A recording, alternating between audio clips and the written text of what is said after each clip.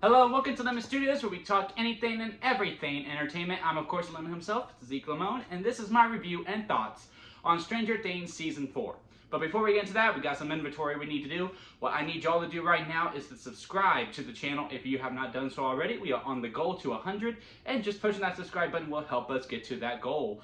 Also, ring the bell so you know the next time I post a video.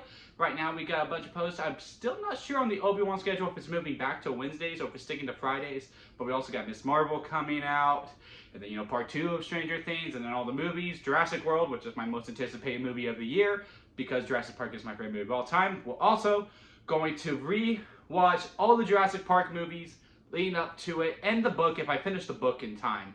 If not, then I'll just do some comparisons when I do the Jurassic Park review.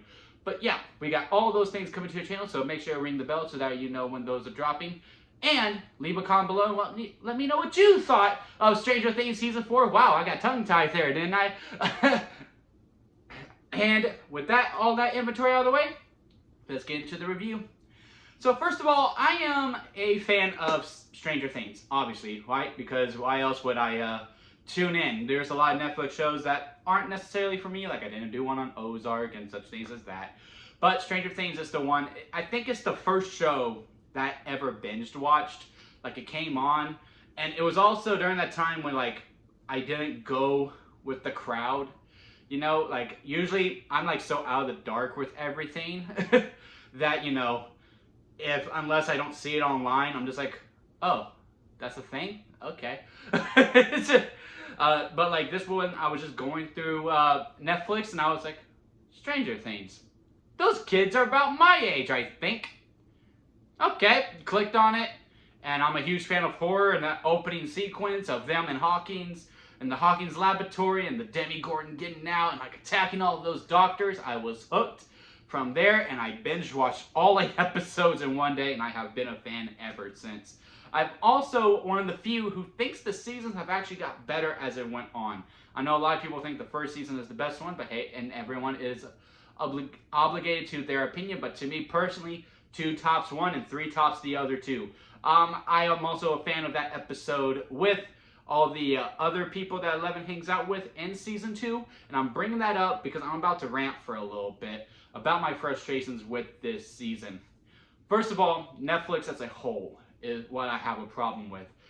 There is no reason, there is no shock at all that why Netflix is losing a lot of money and that they're going to be in like really big debt, and they might either need to A, be put up for sale or just go out of business, which is why we're having all these commercials being added to it.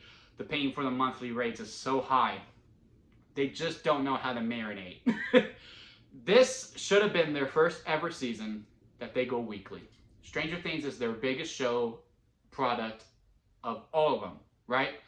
And if this went weekly, if they're like, the Stranger Things final season event, each episode's coming out every Thursday night at 7 p.m. or at midnight or 2 a.m. my time, and watch the event. Like, this could have been event television. This could have been our biggest event television since WandaVision. We almost had it with Moon Knight, and we almost had it with Loki as well.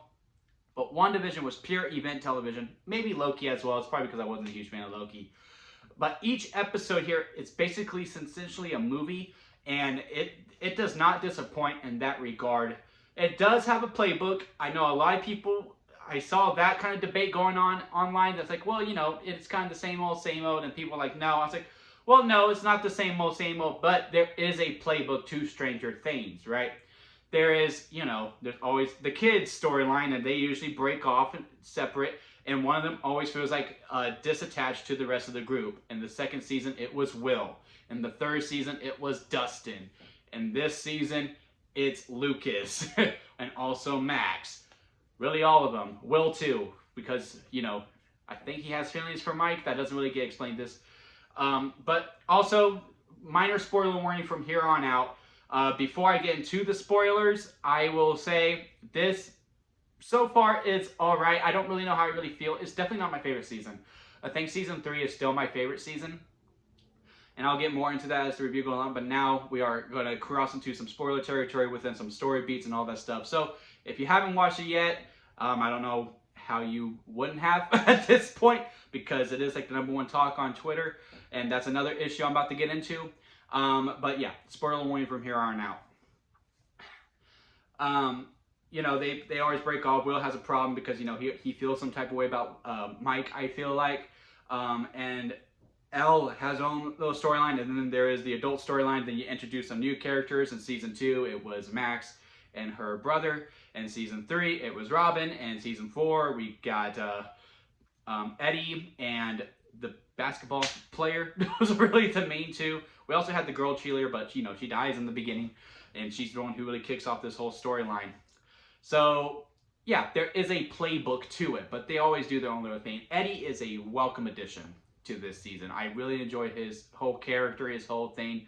I like how he is with women in particular, because, you know, usually with guys like that, like, oh, I'm so distant, all this stuff, and they just act horribly towards women, not just men in general. Like with men, they're kind of like, you know, the smart asses, and yes, he is, but with women, they usually always treat him like crap. Like, you know, in The Breakfast Club, you know, the main dude in that, he kind of treats the girl like crap until, you know, they come to an impasse, you know. And this one, yeah, he's just cool from the get-go, and I really appreciated that. But everyone else, I don't feel like they were necessarily needed. The whole basketball team storyline to me is just like, okay, and we cut to them a lot. And that's another issue I have with this series, with this season in particular. There are some story beats that are just so cliche to me. Like the first 2 episodes, and I tweeted this on my Twitter. You can follow me at Twitter at Lemon Studios 11, where we can engage even more over there, on how, you know, 11, which is so cliche, just so cliche with the whole bully thing and all this stuff.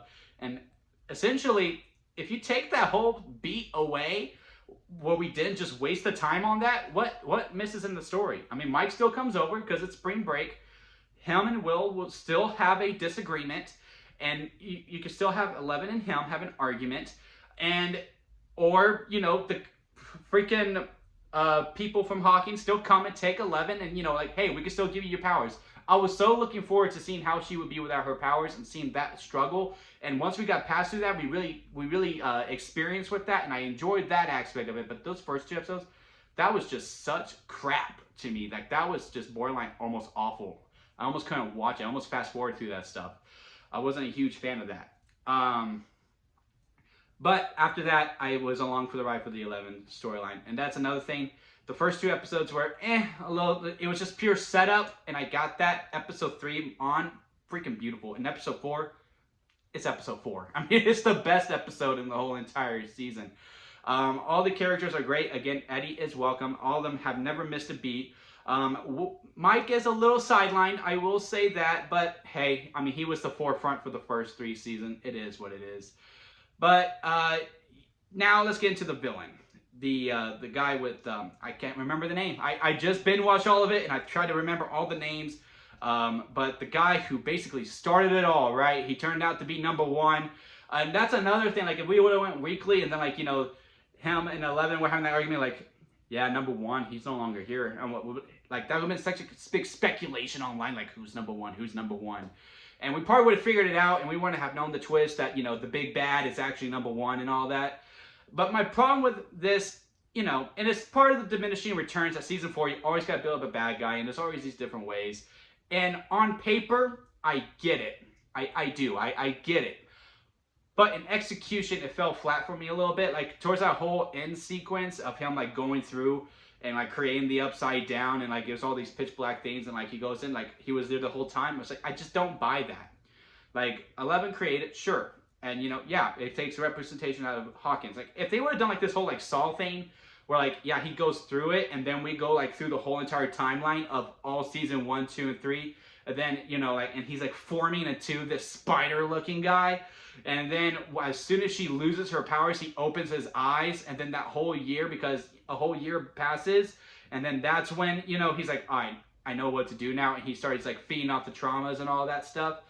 And then I would be like, okay, I get it. But this one, it's just like, all right, we need a big bad, and we need to tie it all together because this is the final season. Okay, there was this other guy here at the Hawkins Laboratory the whole time. 11 pushed him through, and that's what created it. And yeah, he's the one who started it all. He created the Mind Flayer and all that stuff. It felt a little afterwards, and that was another issue that I had with, you know, going into season 4. I really felt like they ended it in season 3. Like, I remember telling people, I was just like, I feel like they ended it. I know they're going to do a 4th season because Hopper lived. Also, that's another thing. Hopper doesn't need to be in this season at all. Like, this is just a whole side quest of him, like, freeing Hopper for the adults. I mean, it's engaging. I like what they're doing with it, but when it comes to the whole story beat line, I'm sure it's going to tie in because there was a Demogorgon, and, you know, in the preview for Volume 2, it was like a portal and all of that, so I know it's going to tie in somehow, but right now I'm just like, man, this is just a whole side quest, huh? Just hanging out. But yeah, I mean, but besides that, like, they just were like, okay, they closed the portal, they beat the Mind Flayer, it's done. Hopper died. Yeah, Joyce wants to move. 11's gonna live with her. Yeah, everything made perfect sense. It really tied up in a bow, and this just seems like add-on to me in that sense. But I do like the villain. I want to make that sense, even though I feel like it's an afterthought. And I always say, like, it looks like they just made it up because, spoiler alert, all stories are made up for the most part. They always make it up as they go. But in that case, it really felt like, yeah, y'all just thought of that, didn't y'all? But again, of course they did. So, like, I always feel weird saying that comment, like, oh, you just thought of that. Like, obviously, duh. And, you know, again, they just really felt like they wrapped it up in season 3 when they beat the Mind Flayer, and now we just have this other guy. But I do like the villain, and I like the twist of it, even though I kind of saw it coming when they were, like, bringing up 1 and all this stuff. And I was like, I feel like that guy's 1. Now, I didn't know he was the kid and he was the monster, but I did have a feeling, you're number 1. So I had that. But the other 2 parts of the twist, I did not get. I had 1. I almost got you, Stranger Things. But yeah, I mean, that's really it. I really enjoyed this season quite a bit. I liked it a lot. I just have problems with it in general of, like, just, I really wish it should have been week to week. I feel like the villain should have been tied in a little bit more better. And, you know, just the structure of it, you know, taking away some of these extra characters and adding more time to Mike. Adding more time to 11, adding more time to Hopper to make him more feel real instead to these new guys like the basketball team.